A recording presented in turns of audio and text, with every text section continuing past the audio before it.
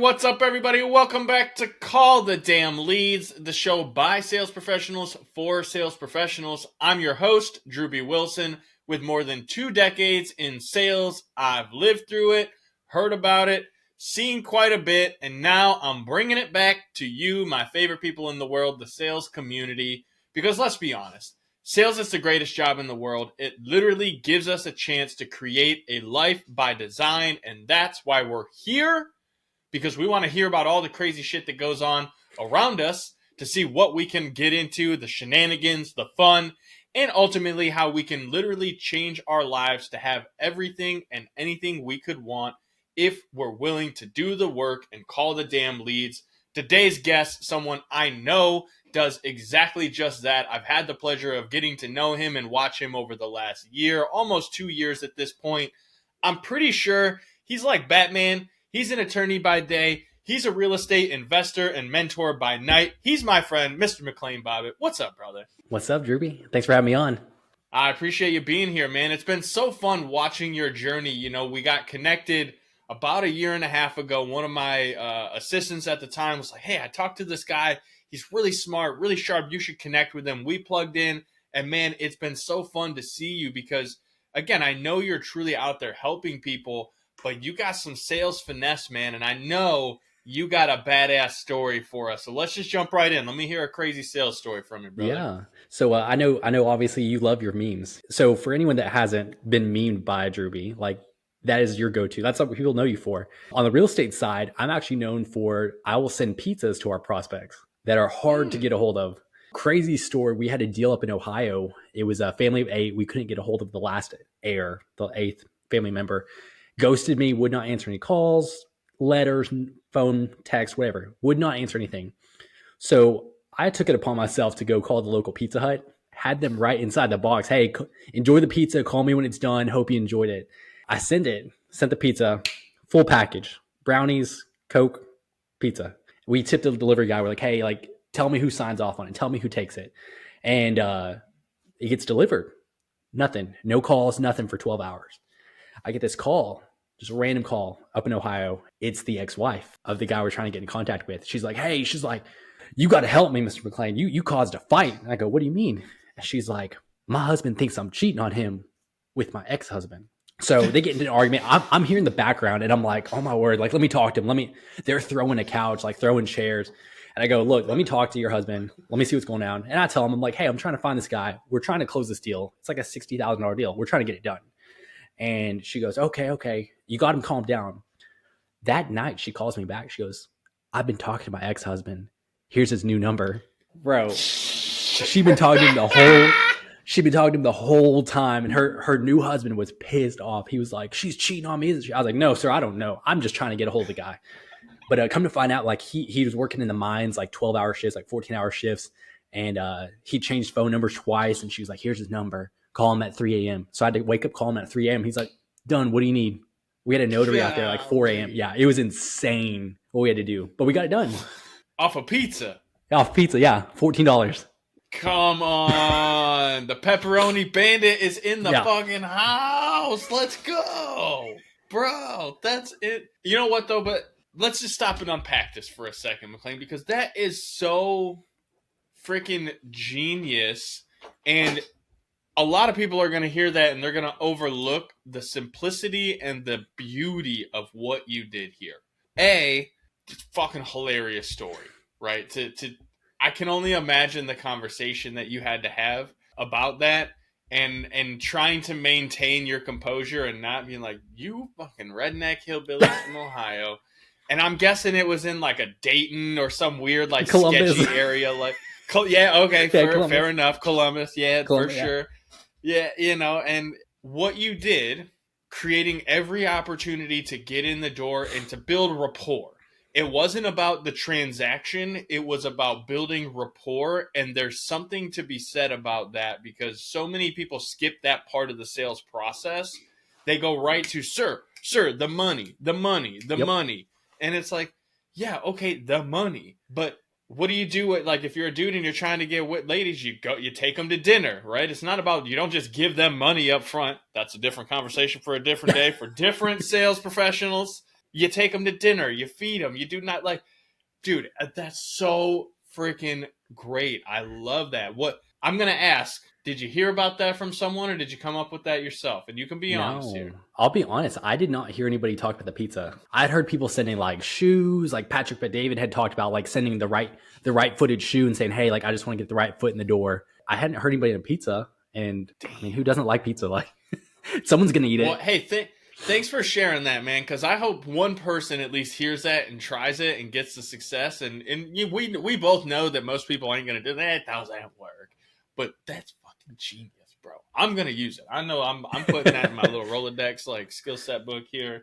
So tell me a little bit about the transition, right? What made you decide to go from having, a full-time job, essentially, that I'm guessing you make pretty decent money there, to deciding you wanted to do the real estate and do the cold, like, bro, I see you cold calling, you're putting in the work. So tell me what made you decide to take that jump. Damn. So I kind of feel the back end story of it. So I'll say 2017, graduated college. I had a pharmacy tech background. I was a pharmacy tech. I was pre-med in college. I know you were pharmacy tech for a couple of years there, but I graduated college. I was engaged. I was getting married 3 months after I graduated college. Obviously did the whole rich dad, poor dad, went to college, got the grades, didn't get into master's school. And all I had was a pharmacy background. I said, look, I'm going to try and get into sales, because the whole idea was go into pharmaceutical sales, make the big money, go that whole route. Mm-hmm. I couldn't get a job, Drewbie.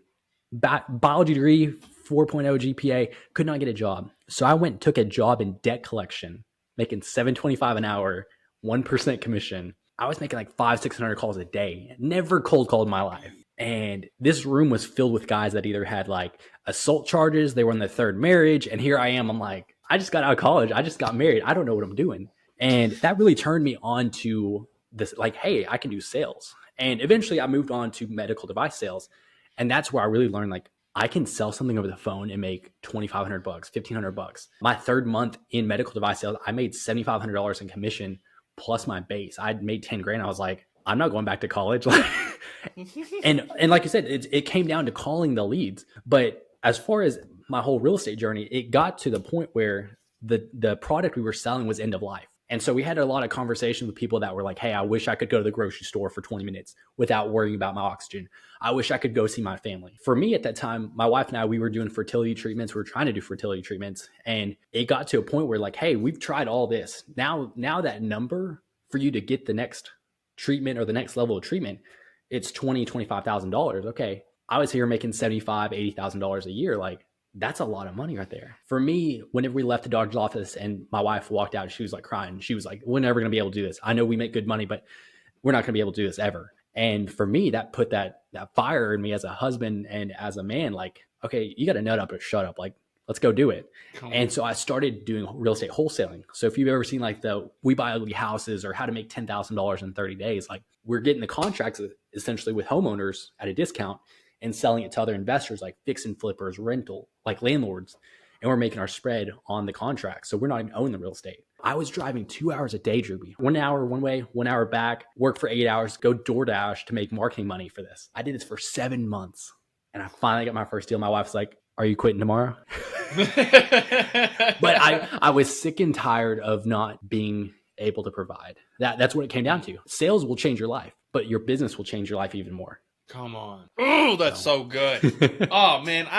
This is why I like you, bro. Every time we talk, I like you even more because you get to open another layer and really peel it back. But, bro, it's so beautiful because I see it. Like, I watch your social media. I see that you're a family man, you and your wife and your baby. Like, you're just all in on building something that you can be proud of. And you're doing the work. Like, I love watching. You're always posting like, all right, how many calls did you make today? It's like, I worked a full day and also went and made 100 calls. Like, come on, come fuck with me. Like, you do not play, dog. I love it. So let me ask you something. If you had to pick one thing about your sales process that you would say is kind of like your secret superpower, what is it? Oh, it's our sales cadence. Like 100%. It shocks everybody. And it's just being consistent. If you want me to go into it, I can, but... Yeah, come on, lay it on me. Let's give them some game here. You already gave us a hell of a story, but let's give them something good to take out of this, too, because we're going to make... if they don't take the pizza thing, they're already forgetting, but like... That's already worth the money just for listening. But, so I was in software sales was my last job. in my W-2 before I went full-time real estate. And I'll be honest, my sales manager at the time, he was amazing. Guy was a beast. We learned how to do sales cadences. Well, it was obviously like, hey, here's how we call 3 times a day. You call, voicemail, text, all at the same time. Whereas other sales teams are like, call once a week, call every other day, and don't leave a voicemail. Double dial, like triple dial, but don't leave a voicemail. It's wasted time. And so my sales manager had really put game on us and was like, look, here's a 7-day cadence.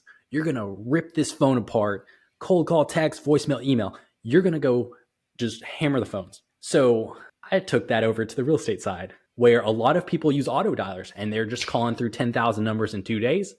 They don't leave any voicemails, whatnot. So I said, hey, you know what? Let's focus on 200, 300 leads at a time. And let's go through the 7-day cadence.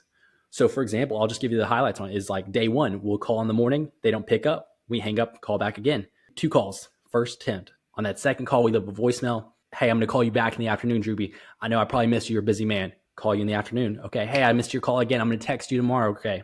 Day 2, text. Day 3, double dial plus voicemail. Day 4, text message plus voicemail. That's the difference there. Is like real estate investors, you have people that will sit on an auto dialer, call that person 1 time every 2 weeks. But here we are, we're calling them 14, 15 times in 7 days. Okay, where's the relevancy on that? That's good. Bro, you know what? And it reminds me when I was in insurance, a few years back, my cadence for insurance was equally insane. It was like, okay, cool. If I've paid anywhere from, let's say, $15 to $25 for someone's information, all right, day 1, 3 calls. First call, no answer, call right back. All right, cool. Set an appointment for 2 hours later, call 2 hours later, no answer, leave a voicemail. Call 2 hours after that, day 1. Cool. Next day, those same 3 calls, except they're scheduled 1 hour later in the day. So now it's like, instead of calling at 9 a.m., I'm calling at 10 a.m. And then I'm calling it, 1 p.m. and then 6 p.m., whatever. And it would do that for 5 straight days. And then we weren't legally allowed to text back then. Now that I don't work there, I'll say that I would sneak in a text message. I would go and find these people on social media if I could. But like, all right, well, you're in Perrysburg, Mrs. Smith. Cool, I got you. You look normal. You're probably a good quality candidate. Like, let me follow up with you. I would send emails. I had it set to where on like day 8, the voicemail was, hey, you're going to get a letter in the mail from me within 48 hours. Check that out. It's the lowest price that we could potentially give you without knowing anything further. Let me know what you think. And then as soon as I hung up, it would print the letter and it would go out from the print house. And on day 10, I'd be calling at like 3:30 in the afternoon. Like, hey, I'm not sure when the mail shows up, but that piece should be coming in. Check it out for me. Dude, I nerd out on that stuff, man. But that's the difference. It's a mind game. That's the difference between someone who like really cares about what they're doing or is just mindlessly dialing away, waiting for someone to pick up and hoping that they, the blind squirrel finds a nut theory. You're being very strategic and specific. And the difference is, like you said, that guy that was working 3rd shift, if he's in the mines, bro, he's busy. And maybe he does want to talk to you, but maybe he also doesn't give a shit because you haven't given him a reason to give a shit until he had a full belly full of pepperoni pizza and went, well, you know what, man? I better call McKlane. Actually, he probably called his ex-wife and was like... He called his ex-wife, yeah. It's like, well, hey, man, I got this pizza in me, dear. You want to come on by about 3:30, 4 o'clock in the morning? I'm going to be home. We split this pizza, and then all of a sudden, here we are. You got yourself a $60,000 deal, bro. Like, gotta love that. So I got to ask, man, as you've gone through this journey, you've really focused on creating a system, a cadence. Real estate is your main focus. And I know that you've been taking on some clients and helping them kind of start their journey. When you're working with someone new and they're trying to get into the game, what is the first thing you start teaching them when it comes to picking up the phone and calling the damn leads? Ooh. That's a good question there. Honestly, the first thing I do is I want to understand, are you the type of person that is even going to cold call? Because I'm sure you've seen sales roles is there's people who are afraid to cold call. And yes, you can force someone to cold call all day, but that might not be their best personality. So like we're cold call heavy. I would say 90% of our leads and deals come from cold call. True cold call, not, hey, we're taking it from a lead or outbound center, but it's understanding, are you the type of person that will be on the phones all the time, or you're the type of person who's like, hey, I need a text, I need to send voice message, I need to send memes, or you need to be creative to fit your strong suit, because you can call the leads, text the leads, voicemail drops, door knock, whatever it is, but you're going to really shine in one of those areas. And it's understanding where are you going to make the most productivity in that area. Ooh, damn, that's a great answer. Because it really, like, I love that as a leader that your focus is on, okay, what are you going to do consistently? Because you can be strong in any area, right? I know people that they're fantastic on the phone. You get them in person and they fumble, which is weird, but it's just a different cadence. Yeah. Same thing. I've met people that are killers at the back of the room. Get them on a phone. They don't know what they're doing. They don't know what to do with their hands. It's like, sir, you're on the phone. You don't have to wave them around like you just don't care. It doesn't matter. I'm that McKlane. I'm that dude. When I'm on the phone, I'm like picturing things, and I'm like Tom Cruise in that movie, like whatever, where he's moving shit around. That's me on the phones. I'm literally just swinging my hands around. But it's so interesting to me how your focus is like, all right, cool. Well, what are you going to actually be consistent in? Because again, if you're not going to pick up the phone, it doesn't make sense for you to put someone in a phone role. You cannot force someone to be comfortable doing something they don't want to do. It's just a recipe for disaster. So I appreciate that feedback, because that's really a great way to look at it and to go about it. And so I think it really is part of the reason why you and your team are having such success, because you're living it, you're doing it, you're right there in the trenches with them, showing them step by step what it looks like. And the fun thing that I've seen, and do you do this? Do you ever go live and just do cold calls and have like people watching while you're doing them? I've seen a bunch of dudes doing this recently. It's pretty ballsy to go to get on there and make that happen. Oh yeah. So I do Zoom calls where it's like my mentees are on there and they're like, okay, let's see them work this deal, and I'll go work it. But I haven't done any lives. That's actually something we talked about, is like, hey, let's go do lives. But yeah, a lot of our deals are juicy. So that's why I wait until after we've either contracted or like, hey, we're going to wait for it for a minute. My man got the juicy deals. The juiciest. Bro, I love that. I think it's fantastic. I know for me, real estate, and in this show specifically, there's been several investors who have come on. And what I love about it is there's so many different ways that you can approach it and find success. I've met guys that's like, man, I don't cold call. I literally just send mailers all day long, and they call me and I make deals happen. All right, that's fucking cool. Guys like yourself's like, well, I pick up the phone, I call the damn leads, we make it happen. This is how we get paid. I'm like, hell yeah. Shh. We already told them once. We can't tell them again. Now they got the game, bro. Like, this is our little secret between you and I, McKlane. Come on, bro. We talked about this. No, that's so good. And really what I'm interested in now is who's going to switch it up and it's like, I didn't do pizza. I did gyros, or I did like chicken wings or some fucking wild ass nonsense. Like, it'll work. Step outside the box. Yeah. Or get real creative and start seeing who actually lives there, do some social recon, find them on social media, and then send them their favorite meal. That's really going to trip them out. Might seem a little stalkerish. Doesn't matter. How bad you want that juicy deal, baby? That's what I'm telling you. We track people down. I'll show up at their doors. They're like, you've been calling me quite a bit. I'm like, yes, I have. You ready to sign?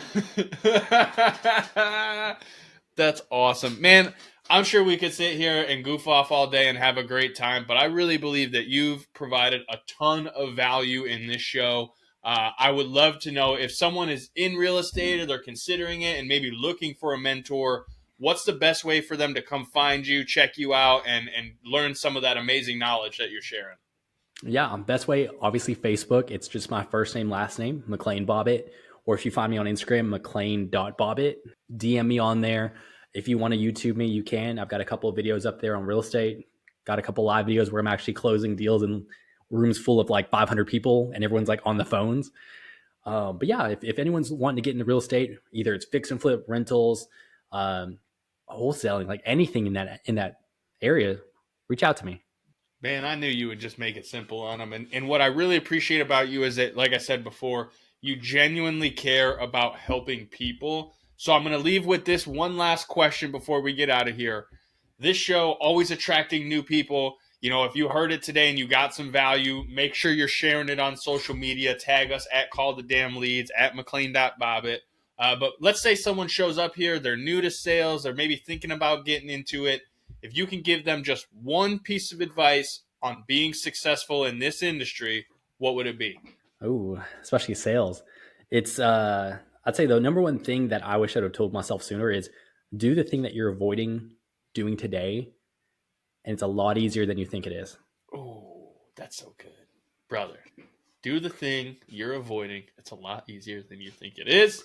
That's a game changer right there. We're definitely going to cut that clip up and share it because that is something I can speak to personally, knowing all about all too well, as I'm sure many of the sales professionals who will come on and check this show out. So, McKlane, thank you again for being here. If you guys are listening, like I said before, hit subscribe, share this on social media, put it out there for your sales homies. Let them know we are here to share the good times and some help and some tactical stuff.